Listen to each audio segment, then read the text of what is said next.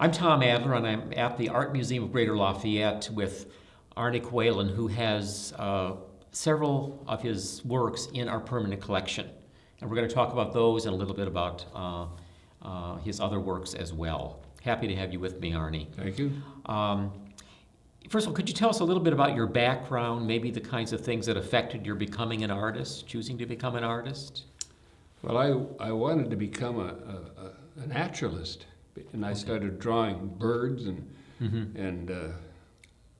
plants and flowers and labeling them. And I was an advocate of a Deep River Jim's Wilderness Trail book with all the drawings on the side by Ernest Thomas Seton. No, that one, a different one, but Ernest Thomas Seton, if you know him, he's a Canadian artist, and he wrote for boys, Two Little Savages. Oh, okay. And he had a lot of pictures in the drawings on the side. And this, started me drawing. And I was drawing as a naturalist. I wanted to be I took biology and wanted to be a naturalist. So I was just learning the names of birds and the names of trees and things. Mm-hmm. That's how I started to draw. Mm-hmm. And you had formal training, though, as an artist eventually? Oh, yes. I got to college. I took biology because that was on my mind. But then there was an art department. So I went over there, and the one professor who was so engaging that he beguiled me. I changed and became an art major with a minor actually in chemistry eventually. Mm-hmm. Okay.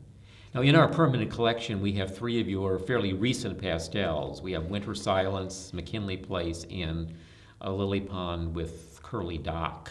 Yeah. Do you want to tell us a little bit about the style and the technique you use in creating those pastels? Yeah, but all three of those are very site-specific. I was up north of town.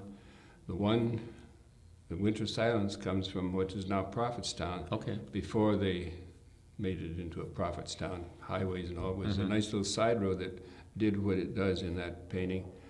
And that was easy. What I started was I just draw a charcoal powdered pigment, okay. Rubbed the whole paint in a gray powdered pigment, and then erased erased trails and erased things with an eraser. And that paper that I was using, it worked well that way. And that was the others too.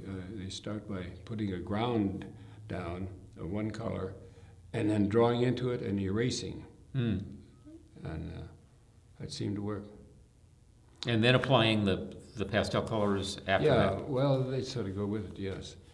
But it was, in all of my works, there's a ground color, mm-hmm. maybe two. Sometimes it's in the foreground, or the blue sky, or the gray sky, or whatever. And then drawing into that. It's like having colored paper, only mm-hmm. This is you do it yourself and put what you want in different areas. You put a different ground color. Now, this technique is quite different from what you did originally with oils and acrylics, then. Yes. Yeah, though the subject matter is similar. I was in oil and acrylics, and my dealer up in Chicago said, what we ought to have for these big paintings, these big acrylic paintings, is something smaller, in pastel, works on paper. And they would sell for around $750. I thought, wow, that's a lot of money.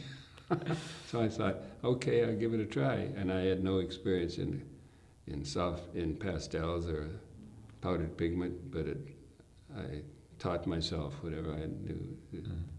I worked it out. Now, your earlier works, it seems to me, are somewhat more impressionistic, bolder colors than in the earlier work in early pastel? works, in acrylics even. Oh yeah, it was different. I was in a lot of strong colors. Yes. Quite different. I was doing a series on the tributaries of the Wabash, and the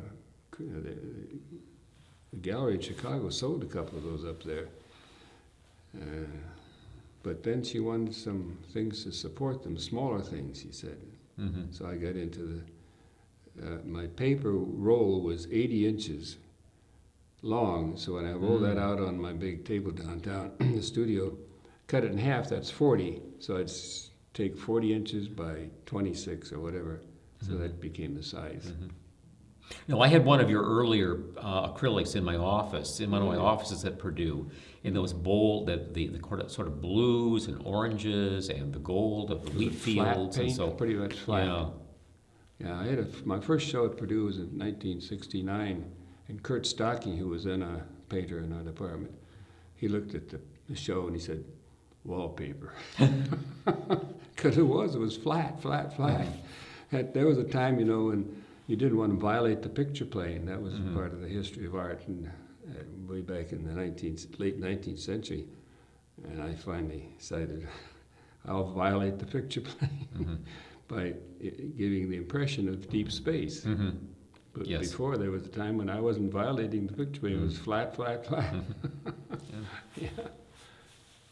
Now, I can see with your background in biology and chemistry and so forth that you are a naturalist. But are you hoping that when people view your art, that they're going to get a certain sense of man's relationship to nature? No, it isn't my thought at all. Not your thought at all. No, I have no delusions about. I just do it because I want to make a good picture, Just something that's aesthetically pleasing. compelling picture. Compelling yeah, picture. that people like to look at. So Like you do have something.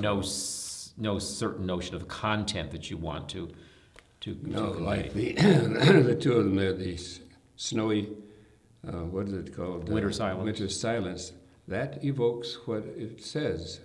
It's really a silent picture. The stillness. Stillness, quiet. The picture of a road going into, what was it? McKinley Place. McKinley Place. That was interesting to me because this road went down and up again and into a mysterious sort of bunch of woods, and there was a place back in there, and a sign that said McKinley's. So it just evokes a place, a certain place. And the swamp one too, that was up further north and around on a little lake, and I liked that one because I was really kind of free with my drawing. Mona Berg liked that one too, because you draw a bunch of lines and it turns out to be not leaves on a tree, but it was loose and free. It was good. Now, when you've had exhibitions and so forth, I suspect you've been asked to do an artist statement or some such. Do you remember any of the things that you've said about yourself as an artist in any of those? Well, I gave several talks, and I called it The Odyssey of a Weed Painter. That's what I ended up as. But I started out, man, when I started in art after the war, in the art schools, Minneapolis Art Institute and Walker Art School, I was going to two at the same time, they were still round and real, natural. But when I got back into art later and into graduate school, abstract expressionism had taken over to become sort of academicism. And to put we stood back and threw the paint on the canvas. If you came up with anything that resembled round and real like a fence post, well, I was really gauche. And at the University of Minnesota, I was doing some work there with sort of graduate work. And Walter Quirt, who was fresh out of New York, he'd been chosen over Jackson Pollock because he had more of a record of showing things in New York. Both of them were alcoholics, but Walter Quirt was less so, I guess, or they took their chances on him. But he took me aside one time and told me what the philosophy was behind abstract expressionism. He said, we've had 2 world wars, the world is going down the tubes, and what we have to do is start a new renaissance. And you don't find it in the intellectual or the reason, but in the intuitive and the subconscious. And so he described what an abstract expressionist painter does. Now, he just came out of New York where they talked about this a lot. And you stand back, look at this blank canvas, and you take a run at it, and you start throwing paint. And then you come back and sit down and look at it a little bit. Then you exercise your mind some. But when you're up there, it's intuitive and subconscious. You get at it again. We had one kid at the University of Iowa who was so enthusiastic about that, he was throwing paint on the next guy. He got scolded severely because he was too much of an abstract expressionist. Anyhow, after a while, he would say, put in the fourth dimension. Well, what in the fourth dimension? I know 3 dimensions. I learned later, I think, there's a kind of way you can talk about Picasso's work in the fourth dimension if you see it all differently. That's quite another story. But anyhow, the philosophy behind abstract expressionism, where they really thought that they were going to do something for the world, like a new renaissance is his expression. Well, dialectical materialism was really dialectical materialism, and I thought, I'm not that. I believe in God the Father, creator of heaven and earth. So I had nothing to do with that. I decided I'd go back to the round and real.